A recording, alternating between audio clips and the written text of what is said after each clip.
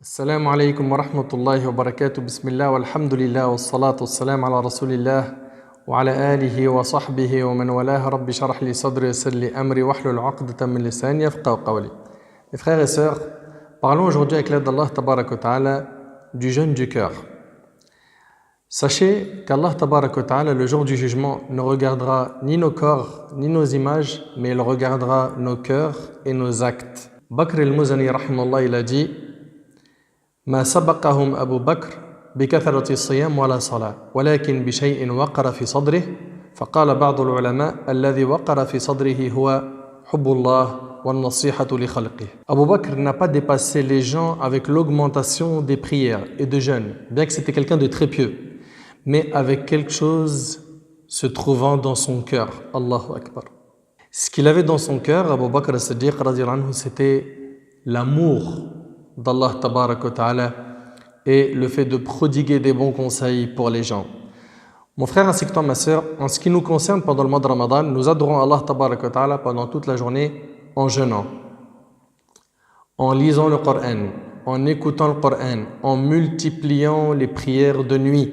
Mais la question qui s'impose est, trouvons-nous des traces de toutes ces adorations dans notre cœur? Est-ce que ces adorations font que notre cœur se porte mieux? Comme vous le savez, le jeûne, c'est s'abstenir de tout ce qui le rompt du subh jusqu'au maghrib. Allah Azza wa Jalla a voulu par ce jeûne que les gens s'abstiennent de commettre les interdits. Le jeûne n'est pas celui du ventre uniquement, mais il faut que dans un premier temps, le cœur de la personne jeûne. Le cœur doit jeûner, pas uniquement le ventre. Et là, la question qui s'impose, y a-t-il un jeûne du cœur? La réponse est oui. Et le jeûne du cœur, se doit être présent toute l'année, pendant Ramadan et en dehors de Ramadan. Comme vous le savez, as-siyam, c'est quoi? C'est al-imsak, c'est le fait de s'abstenir. Et le cœur doit s'abstenir de tout ce qui pourrait le rendre malade ou le corrompre. Le cœur, comme vous le savez, est pour le corps humain ce qu'est le roi pour ses soldats. Si le roi est bon, les soldats sont bons. Si le roi est mauvais, les soldats agissent mal. Et tout cela, on le retrouve dans le hadith de Nu'man ibn Bashir radiyallahu anhu, qui est rapporté par Bukhari et Muslim, où le prophète sallallahu alayhi wa sallam dit « Il y a dans le corps humain un morceau de chair, s'il est bon, tout le reste du corps est bon, et s'il est mauvais, tout le reste du corps est mauvais. » Ce morceau de chair, c'est le cœur. Si le cœur est bon, le corps agit dans la piété. Si les yeux, les oreilles et les mains commettent des péchés, sachez que tout cela provient de maladies qui sont ancrées dans notre cœur. Toi qui écoutes de la musique, qui écoutes du haram, toi qui écoutes la médisance, toi qui regardes avec tes yeux le haram, toi qui passes ton temps avec ta langue à dire des mauvaises choses qui mettent en colère Allah Tabarak wa Ta'ala, tout cela est lié à quoi? À ton cœur. Ton cœur est malade. Le cœur, c'est ce qu'Allah Tabarak wa Ta'ala regardera le jour du jugement. Allah subhanahu wa ta'ala va analyser notre cœur yawm al-qiyamah. Allah tabarak wa ta'ala dit dans Sourate al-Shu'ara, Sourate 26, versets 87 et 88, Yawma la yanfa'u malun wa la banoun illa man ata Allah biqalbin salim. Le jour où ni les biens ni les enfants ne seront d'aucune utilité, sauf celui qui se présente à Allah avec quoi? Avec un cœur saint. Et Allah tabarak wa ta'ala dit dans Sourate al-Isra, Sourate 17, verset 36, Inna as-sam'a wal basara wal fu'ad kullu ulaika kana anhu mas'oula. L'ouïe, la vue et le cœur, sur tout cela, en vérité, on sera interrogé. Celui ou celle qui lit le Coran s'aperçoit qu'Allah Tabarak wa Ta'ala a cité le cœur plus de 130 fois. Et vous le savez, quand une chose est répétée dans le Coran, c'est pour montrer son importance. Allah Tabarak wa Ta'ala attire notre attention sur l'importance du cœur. Allah Tabarak wa Ta'ala, dans le Coran, nous a montré les différents types de cœur. Le cœur saint, le cœur voilé, le cœur rouillé. Allah Azza wa Jalla nous dit dans Sourate al-Mutaffifin, Sourate 83, verset 14, Kalla bal rana ala qulubihim ma kanu yaksibun. Pas du tout, mais ce qu'ils ont accompli couvre leur cœur. Et si le cœur a été évoqué autant de fois, c'est pour qu'on en prenne soin. Et l'adoration du jeûne est une occasion pour que les gens soignent ce qu'ils ont accumulé comme maladie du cœur tout au long de l'année. Et il est obligatoire que tu saches, ô toi le jeûneur, que durant ce mois, ton cœur doit jeûner. La question est, mais comment jeûner avec notre cœur. Il faut jeûner d'une manière apparente et cachée, s'écarter des interdits et des passions illicites. Quelle est l'utilité du jeûne du ventre où la personne a faim et soif, mais en même temps son cœur est dans les ténèbres des péchés et de la désobéissance? Ces gens qui ne jeûnent pas du cœur, à peine on leur annonce que Ramadan prend fin demain, qui se préparent à faire des tonnes de péchés pour le jour de l'Eid. Qu'est-ce qui fait en sorte qu'ils ou elles veulent faire beaucoup de péchés le jour de l'Eid? C'est parce que leur cœur n'a pas jeûné. Le cœur a donc bel et bien une part de jeûne et il se doit d'éviter ces actes dangereux qui sont les péchés, les OSOS et tous ces actes qui sont que nuisibles pour notre cœur. Parmi les maladies du cœur, il y en a beaucoup. Il y a le fait de vouloir désirer une femme ou un homme dans le haram. Ça fait partie des maladies du cœur. Certains, pendant Ramadan, ils disent on fait un break. Donc il dit à sa copine, ils se parlent entre eux, ils échangent, et puis on fait un break pendant Ramadan, on se parle après. Ça, c'est pas un jeûne du cœur. Si ton cœur a réellement jeûné, tu vas t'abstenir de ce qui met en colère Allah tabaraka wa ta'ala. Tu n'as pas le droit en islam d'avoir ce type de relation. Beaucoup d'entre vous le savent au fond. Mais qu'est-ce qui fait qu'ils n'arrivent pas à s'en détacher? Le cœur. Le cœur est malade. Il faut donc que ton cœur jeûne de plusieurs maladies. Parmi ces maladies, il y a l'ostentation, le fait de faire des bonnes actions, pas pour Allah, mais pour que les gens disent de nous, masha'Allah. Pour que les gens nous jettent des fleurs. Pour que les gens nous voient comme étant des gens indispensables. Il y a l'amour de la célébrité, hubb al-shuhra, ça fait partie également des maladies du cœur, qu'Allah subhanahu wa ta'ala nous en préserve de cette maladie. Il y a également al-ujb, la fatuité, c'est le fait de sentir qu'on a un certain mérite. Le jeûne est censé renforcer la sincérité du serviteur, sachant que cette adoration est cachée. Et il faut aussi que le cœur jeûne quant au fait de ne pas estimer Allah comme il devait l'être. Car le jeûne fait revivre en nous al-muraqaba, ce sentiment qu'Allah tabaraka wa ta'ala nous surveille en permanence. Le fait qu'on est surveillé par Allah. Sentir qu'on est surveillé par Allah, généralement, c'est présent dans nos cœurs pendant Ramadan. La preuve en est, quand tu rentres dans la cuisine et tu vois à manger et à boire, et que tu es tout seul, tu ne penses pas à manger et à boire. Et si on te propose à manger et à boire, tu vas dire quoi? Ah, attends, mais je jeûne. C'est-à-dire qu'il est possible que tu commettes beaucoup de péchés, mais arrivé à la boisson et la nourriture pendant la journée de Ramadan, tu tires un frein.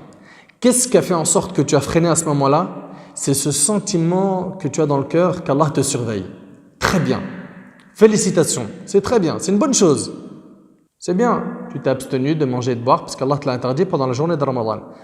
Interdis-toi également la médisance, interdis-toi les calomnies, interdis-toi les insultes, interdis-toi la mauvaise fréquentation, interdis-toi les regards illicites, interdis-toi le fait d'avoir un écran quand tu es tout seul et tu regardes le haram sous prétexte que personne ne te voit, alors qu'en réalité, tu oublies une chose, c'est qu'Allah tabaraka wa ta'ala te voit à ce moment-là.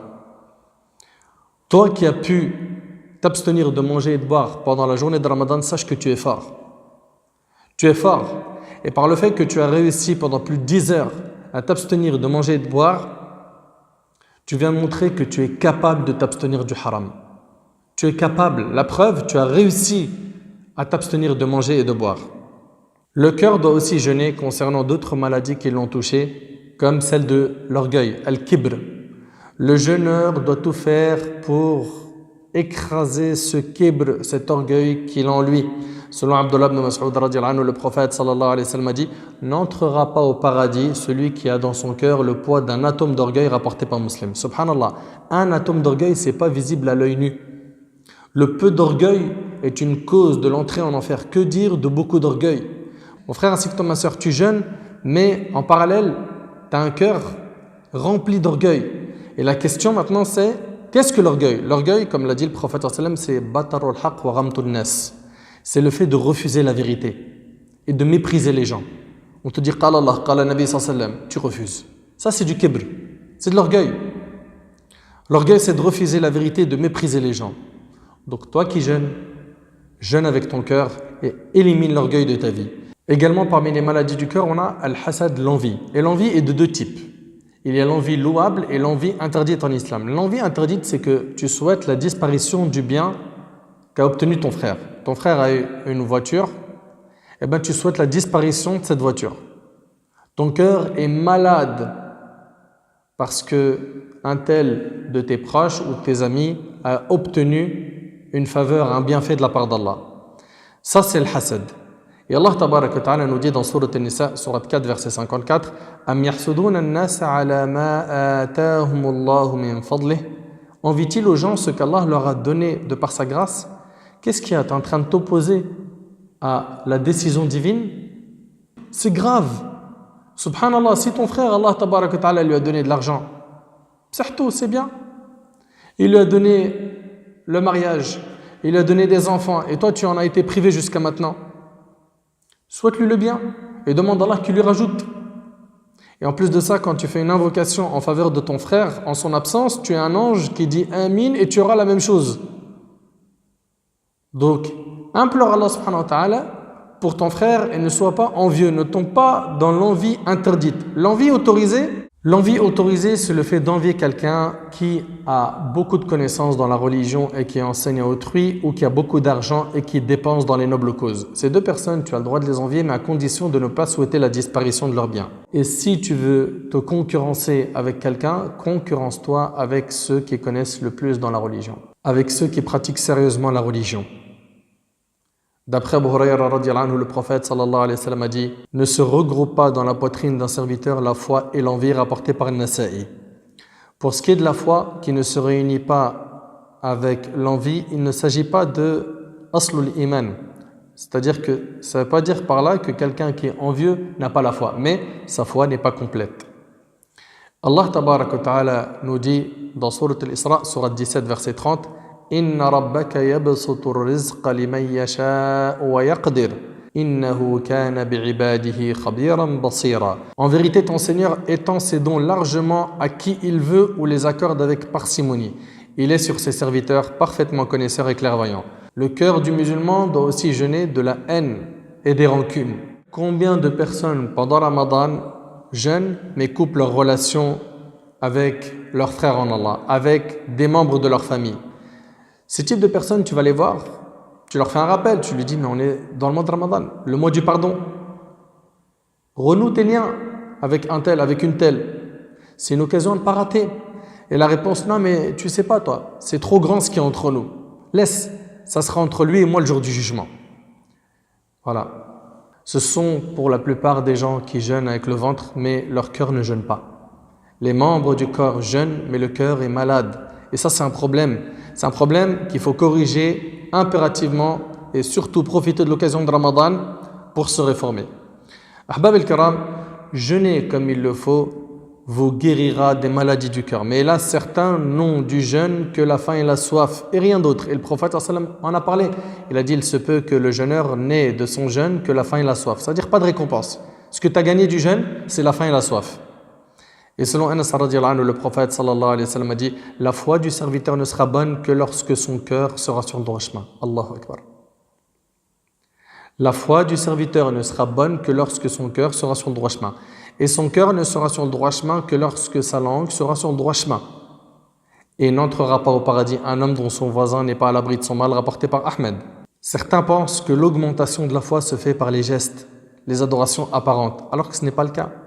Tout ça, ça émane de quoi? Du cœur. Comprenez qu'il faut jeûner avec son cœur pendant le mois de Ramadan. Et toi qui jeûnes, tu te dois d'inspecter ton cœur. S'il arrive à ton cœur de rencontrer un mal ou que quelque chose rentre en lui, arrête-le. Arrête-le et parle à ton cœur. Dis-lui au cœur, tu jeûnes.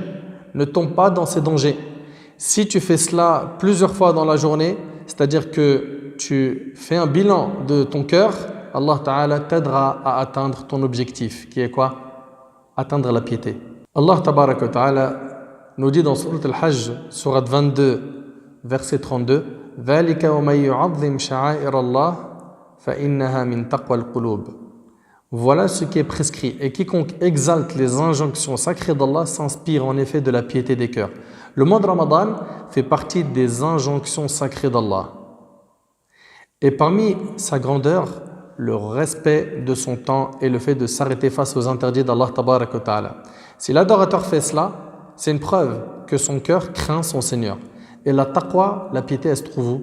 Dans le cœur. Le prophète, alayhi salatu wassalam, dans le hadith d'Abi Hurayra qui est rapporté par Muslim, il a dit « At-taqwa hahuna ». Il a dit la piété se trouve ici et à 3 reprises, il a montré le cœur. Et fais le lien, mon frère, ainsi que toi, ma sœur, entre ce hadith et le verset où Allah tabaraka wa ta'ala dans Surat Al-Baqarah, Surat 2, verset 183, Allah Azza wa Jalla nous dit « Ya ayyuhalladhina amanu kutiba alaykumus siyam kama kutiba ala alladhina min qablikum la'allakum tattaqun » Si le jeûne a été prescrit pour qu'on puisse atteindre la piété, et que l'endroit où se trouve la piété est le cœur, donc en réalité le jeûne a pour objectif de purifier ton cœur. Médite. Le jeûne a donc pour objectif de purifier ton cœur. Si l'état du cœur est le même hors et pendant Ramadan, alors on ne bénéficiera d'aucun changement. Et une petite parenthèse pour nos frères et nos sœurs, malheureusement, beaucoup de gens vont porter le qamis, la barbe, et c'est une bonne chose. Elle va porter la abaya, des vêtements amples, c'est bien, mais ils vont miser sur l'apparence et laisser leur cœur en ruine. Ils font des péchés matin, midi et soir, en secret, en public. Je ne suis pas en train de dire qu'il n'y a que eux qui font des péchés, mais quand on soigne son apparence pour se rapprocher d'Allah, on fait beaucoup plus d'efforts pour soigner l'intérieur. Voilà le message qui doit être compris. Chaque croyant se doit de vérifier l'état de son cœur tout le temps, car le cœur change tout le temps d'état. Et il n'y a pas d'acquis. Ce n'est pas parce qu'aujourd'hui tu es dans le dîn que tu le resteras jusqu'à la fin des temps. On l'espère, mais tu dois demander à Allah subhanahu wa ta'ala al-thabat, le raffermissement sur le dîn. Pourquoi? Parce que les cœurs sont entre les 2 doigts du miséricordieux, il les fait changer d'état quand il le veut.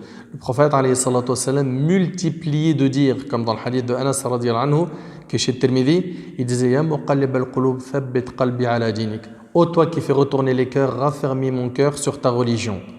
Subhanallah. Donc il faut tout le temps demander à Allah subhanahu wa ta'ala le raffermissement. Surtout à notre époque où les gens dévient de plus en plus, le prophète alayhi salatu wassalam a dit qu'il viendra un temps où les troubles augmenteront et que la personne se réveillera croyante le matin, non musulmane le soir. C'est-à-dire que la personne, en un jour, changera de religion et abandonnera la religion. Pourquoi? Pour ce bas monde.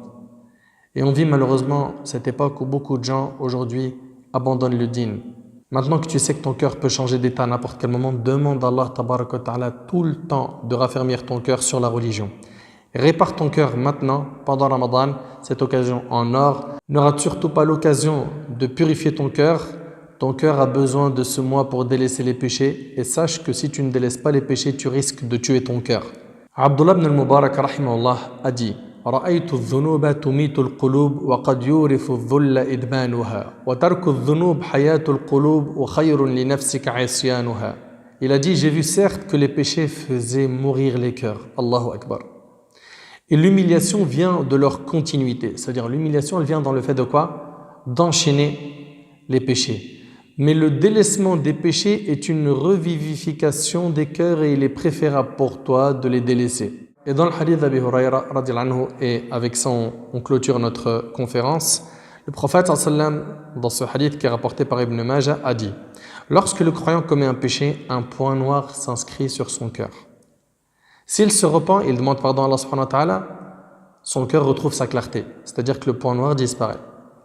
S'il augmente ses mauvaises actions, le point noir s'étend progressivement jusqu'à recouvrir entièrement son cœur. C'est cela la rouille qu'Allah a mentionné dans le Coran quand Allah subhanahu wa ta'ala dit Kalla bal rana ala qulubihim ma kanu yaksibun. Pas du tout, mais ce qu'ils ont accompli a rouillé leur cœur. Donc sache que le cœur rouille comment? Avec l'accumulation des péchés. Le cœur connaît 3 situations. Soit il est saint, c'est-à-dire qu'à chaque fois que tu fais des péchés, tu demandes pardon à Allah subhanahu wa ta'ala et tu te précipites vers les bonnes actions. Ça, c'est le cœur saint. Il aime Allah et son messager, il aime les bonnes actions, il se précipite à les faire. Soit il est malade, et là il vit entre 2 mondes, il a tellement fait de péché qu'il a une tache dans le cœur qui fait qu'il aime le haram et il aime les bonnes actions. Il va faire beaucoup de bonnes actions, mais il va également beaucoup désobéir à Allah subhanahu wa ta'ala. Ça, c'est le cœur malade. Et il y a pour finir le cœur mort, celui qui a tellement fait de péché que son cœur a rouillé. Celui-là, tu lui rappelles Allah et son messager, il ne veut plus rien entendre. Et il perd espoir. Ne perds pas espoir. Ne perds surtout pas espoir. Même si tu t'es écarté du chemin de la guidée, même si tu es loin d'Allah subhanahu wa ta'ala, que tu as plongé tête en avant dans les péchés, sache qu'il n'est jamais trop tard, tu es encore en vie, alhamdulillah. Ressaisis-toi et regarde autour de toi. Il y a plein de gens qui se repentent. Plein de gens même qui avaient un passé noir et ils sont revenus vers Allah. Qu'attends-tu pour revenir toi aussi vers Allah subhanahu wa ta'ala, te réformer, améliorer ta situation? La vie elle est courte, un jour tu vas mourir et tu vas rejoindre ton Seigneur. Et il n'y aura que ton bagage où il y a les bonnes et les mauvaises actions avec toi. Mets le paquet et pendant le mois de Ramadan, il faut que tu fasses l'effort. Pourquoi? Pour récolter le succès Yawm al-Qiyamah. Qu'Allah tabarak wa ta'ala améliore notre situation.